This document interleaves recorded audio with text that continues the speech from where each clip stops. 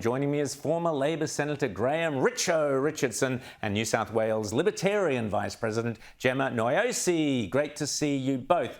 Now, I want to show you, I showed at the top of the show this footage of Craig Kelly and John Ruddock filmed this yesterday in Kosciuszko National Park. And you can see Craig's, that tiny yellow dot right at the bottom there. You can see the devastation and destruction of that great swathe of land there, as well as the destruction of those massive, great ancient trees. So I want to first go to you, Gemma, because you are with the Libertarian Party. So Craig and John were up there. They were horrified by what they've seen. What is going on in Kosciuszko National Park? This is at the behest of the Labor Party.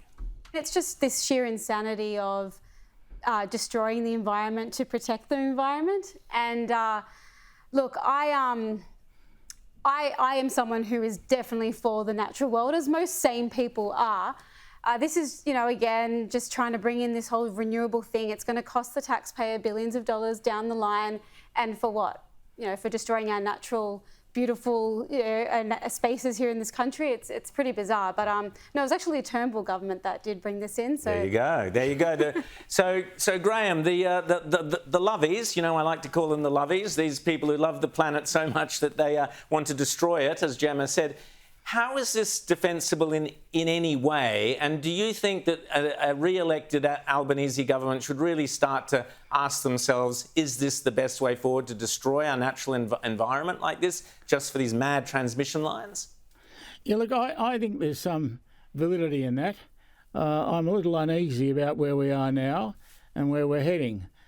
So I don't think a change in direction would necessarily be a bad idea. And how, Graham, how would that play in the Labor Party? I mean, the right and left of the Labor Party and all that. You're an expert on that. I know you're from the right of the Labor Party. But do you think that argument can be won, that it's time to move on from net zero and just be more pragmatic? Because we're going to need a lot more energy with AI, for example. I think you can win it, but it would take time. That'd be the problem, Rowan. You couldn't have a debate on it next week and change policy. It'd take a year or two, but you could do it. And how would you do it, Richard?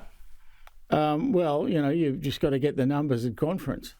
It's that simple. And that's what I'd do. I'd make sure I was already trying to prepare the ground for that. With what arguments? Well, I don't think it matters terribly much, what we say now, because it's a long way off. But you just tell them the truth. You tell them that if we don't do something about this, we've got problems. So we're moving. Let's stay on the environment, and I'll just jump ahead of what I was going to do. The Libertarians are going to have an event this weekend on the Northern Beaches, in which Ian Plimer, the great Professor Ian Plimer, who will be on Outsiders on Sunday, is there, but at the behest of the Libertarian Party, to debate the Teals about climate change. So the arguments that Richo has in his head but isn't prepared to put out for fear of upsetting his Labor mates, those arguments will be put there. Tell us about the event and why it's so important. Yeah, so we have invited the Teals and we have invited a Liberal member as well to debate Ian and John Ruddock and Craig Kelly on why we think net zero is a ridiculous target and how it's going to destroy the everyday Australian here in our pockets and bring the cost of living into more detrimental circumstances. But of course, we've got radio silence coming from the Teals. We haven't heard back from them. And this is pretty, once again, they come up with their pushing their net zero and everything else, but they don't want to debate any of us on the right about it.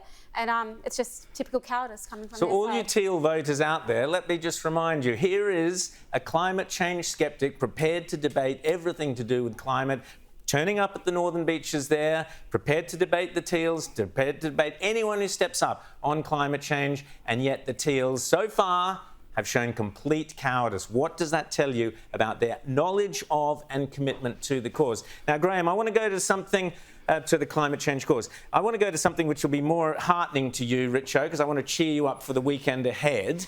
And that is this YouGov poll, which puts Labor substantially ahead of the Liberals, I would say.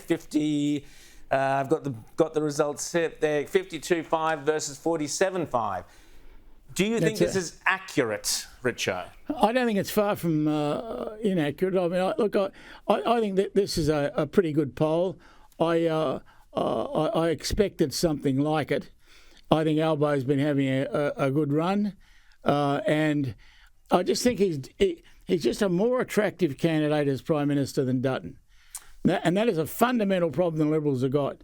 They can't change Dutton, but Dutton's not going to hack it when it comes to a contest against Albo. So that means that you go in destined to lose.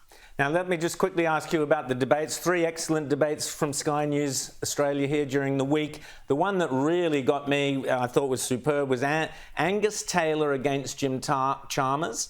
And I thought Angus Taylor ran rings around Jim Chalmers with facts, with a vision for the future, with understanding of the economy and how it works. Chalmers seemed to be floundering throughout. Do you agree, Graham? I'd have to agree that if I was a debating coach, I'd be awarding the victory to the other side. It wasn't Chalmers' finest hour, and if they're going to have another debate, I think he'll need to go and do a bit of homework. Well, I'll hope he'll be popping round to your place, Richo, for some advice on how to get the numbers straight, because you are the numbers man, and it all comes down to numbers in the end. Graham Richardson, Gemma Nyosi, thanks so much for coming here on The World According to Rowan Dean.